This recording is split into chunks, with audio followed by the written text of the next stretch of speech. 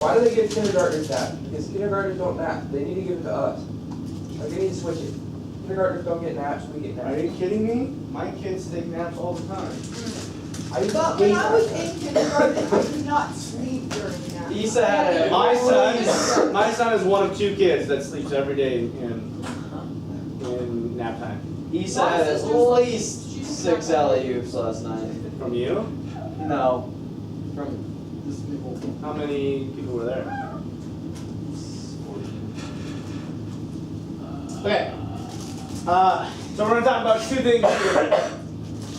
We're going to talk less about electron affinity and much more about electronegativity. Okay? I'm not going to make you know a trend for affinity. We're just going to talk about it. I'm not going to make you know a trend for it. It is the opposite of ionization energy, though. So it's the same as atomic energy. Sure. Okay? Just look at it this way. It says electron affinity, the amount of energy required or released to add an electron to a neutral atom. It's not completely the opposite because of a couple more difficult concepts. Okay? But if you think about it, it's really adding an electron instead of removing an electron. Okay? If you have an affinity for it, you're gaining something. You want something. Okay? Well, some elements want electrons more than others. Like francium up there has 7 valence electrons. It only needs 1 more to be stable. It's got a nucleus that's fairly exposed and ready to grab another electron. So do you think that it would take a lot of energy for it to gain an electron? In fact, it would probably give off energy in the process of that because it becomes more stable when it has an octet. Okay? So it would require energy to remove an electron from fluorine, but it would probably give off energy as it gained an electron because it becomes more stable when it has a full outer energy level full of electrons, which we'll talk about much more later when we talk about the octet rule. What you doing there? I don't know. I'm catching up on when I was dozing off yesterday. Guess you don't need me then. I'll just teach you all time. You know what I was thinking of? I was thinking if somebody broke into this building. I was just like, I was looking at the windows and stuff. No, I've already got planned out if someone breaks into the building. You know what? You know what's crazy? I literally thought of this. There's cabinets in there where somebody went in there and he was shooting down the table and it ricocheted and killed himself. I was thinking of the weirdest thing. Wait, is this why you were sleeping during class? Yeah, if an intruder ever came, I'd throw those away. okay, we would go out those windows and we would go to Norwoodville. Okay, unless the intruder was looking through the window, then we would grab all of these. Ooh. Yeah. And as soon as he walked in, we'd chuck him at him. Yeah. And I would tackle him. I grabbed the weight shot. Grab the. Well, I might go down, but at least better than all of us. I think we would. Or the knife. The point is it's really difficult to shoot when you've got things thrown at you. I'm serious. Throw the mercury. The worst thing you can do is just stand still and crouch. So this one. I was doesn't make thinking sense you to flip me. with his desks real quick. Yeah, I can probably grab you. No, not like that. Just like shooting peckers at the guy. All running. It doesn't matter. You put a desk We're around all through. out in the open. What if they have a Let's go through it. person out on the Yes, street? if they have a common zone on the street, we're in trouble, but How come? it's still very difficult to shoot a moving target than to shoot somebody that's sitting. But if it's a mass of children running down there, Sure. then they're gonna shoot some people. That's why you Then run the other way. You don't run the other way. If everybody starts going that way, you go the other way. Go in Z formation. But they'll take all the other people. Anyways, Not what I was Or getting they'll at, chase but you. that works. It's a 50-50 chance. okay, let's talk Probably about close now. guys back on track here. I know it's very important, our safety is very important, but yeah, I got it all figured out. I really just will send you over to Norville, then I'm going back into the school to get my son. But What did he already? hopefully, but what if the bad guys are over there? Just letting you guys know, Dad? I'm going to tell you where to go and you're going to go, but then I'm going back. So, anyways, electronegativity. This is the most valuable, most important trend for the rest of this particular class. It is the one we spend most of our time talking about in all of the next upcoming chapters. Okay? We don't really talk about radius much after this chapter. We really don't talk about electron affinity that much after this chapter. Electronegativity, it's coming up in multiple chapters from here on out. Okay? So here's what it is. This is a measure of the attraction between the nucleus and the valence electrons. In most cases, electronegativity is determined for atoms bonded in molecules which share electrons with each other.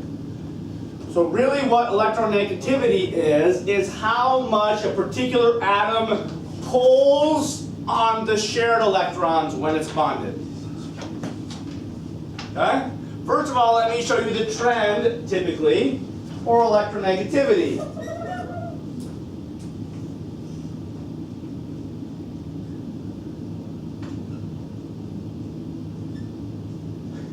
Now, this isn't always in every.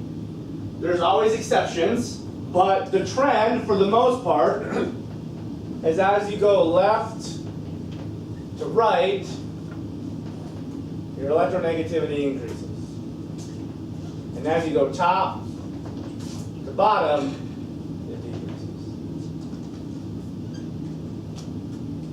And here's why. Let's think of like a hydrogen atom. Maybe that's not a good example.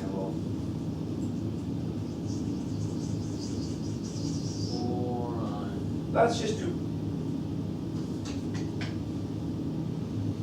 Yeah, let's just do a carbon bonded to fluorine.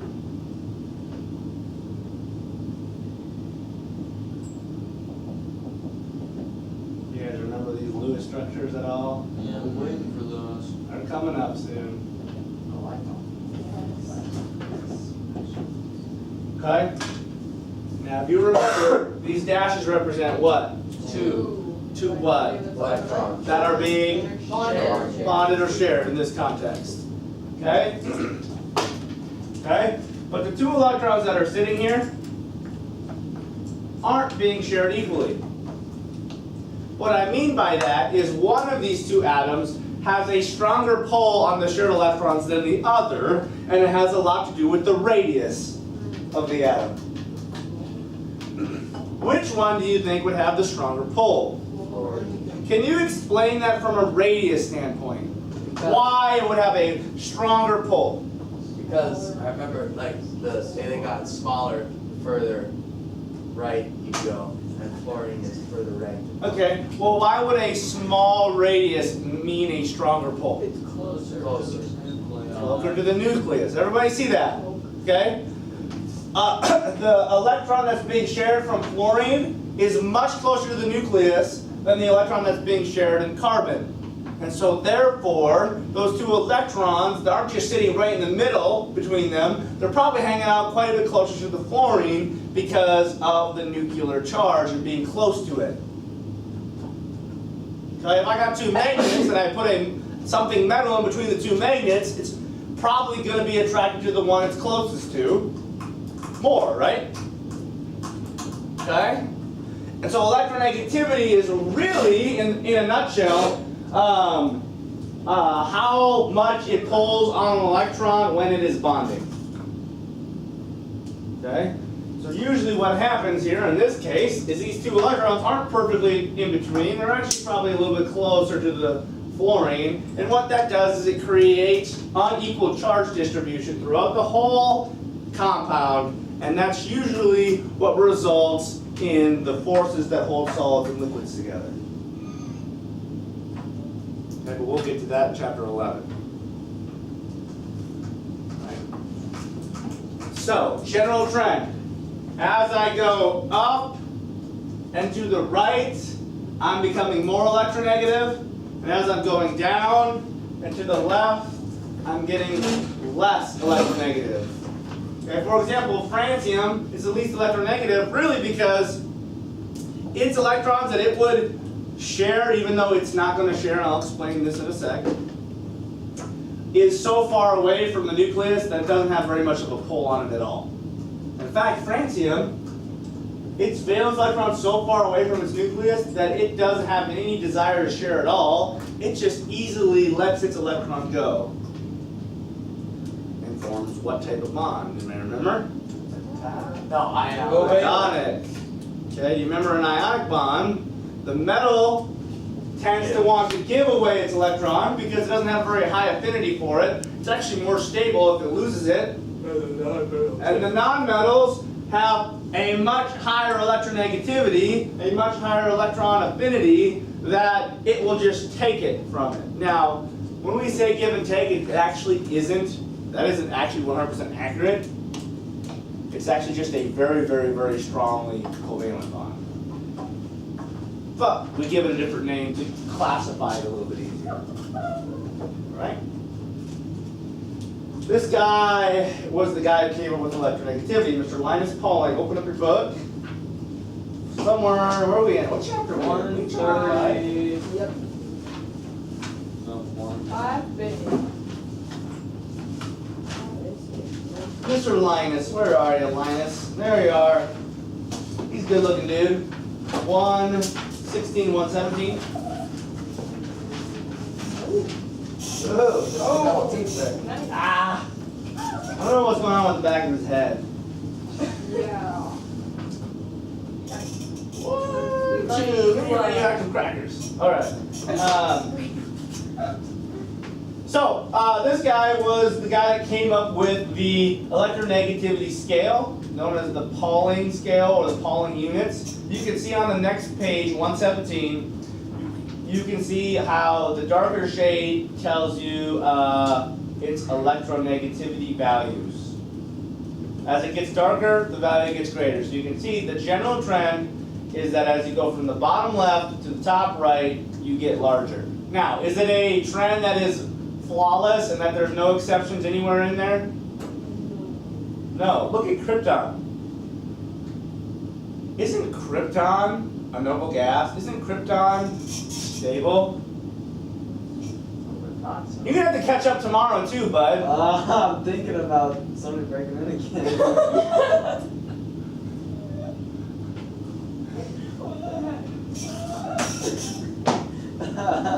The strategy was standing on top of that table when he comes in, just totally jumping on it. This strategy. No, I'm not worried about him. In your theoretical time, Okay. if you have to just chuck it, just be careful. What are those? Those are just bottles. They don't have Glass anything. bottles. Acid. Chuck the glass at them. Oh, just put some acid in there, that'll make it better. Oh, yeah. Okay? Now I lost my train of thought. What was I even talking about? Mr. Pauling. Krypton. Oh, krypton. Look at it. It's got a actually really high electronegativity value, which suggests that it actually bonds quite often.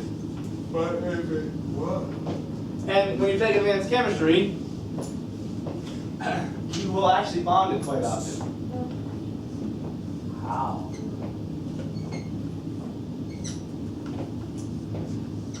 Another name for krypton cells is Cage called a Cronkus peptide. There's a Lewis structure of a guy, krypton bonds.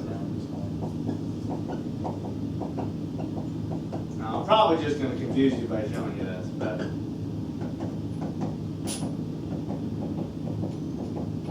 that completely disobeys what rule? Yeah, because The octet rule. it's annoying. Stop. It still has enough. No, that's basically. Actually, yeah, that actually does still obey the octet rule, but it does it in a way we're not used to it. So it could have about 14. Well, if you look up there, each bond is really one of its electrons being shared. But it kind of has. That's true. So technically, you would say 2, 4, 6, 8, 10, 12, 14. Yeah.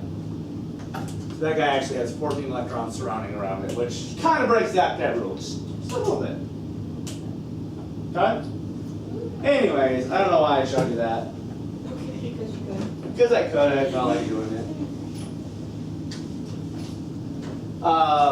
So, electronegativity. What is it typically most used with?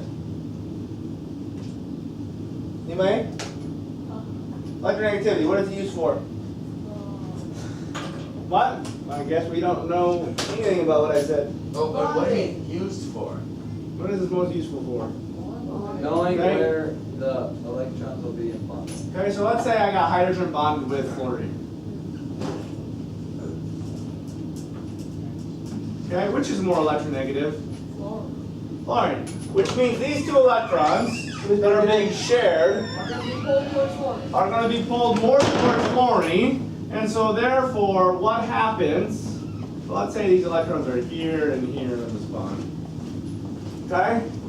This hydrogen atom really does, its closest electrons are these, and it's got a positive nucleus. So this guy tends to have a partial positive charge on that side of the molecule. This guy has a shift of more electrons than protons over here, so this actually has a partial negative charge. Okay, what I mean by partial charge is not like as strong of a charge as if I were just like a whole proton or a whole electron.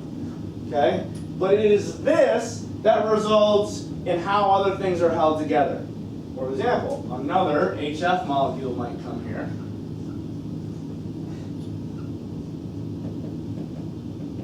Notice how the positive end of this molecule would probably be attracted to the negative end of the other molecule, and it's that force is what holds it as a solid or a liquid.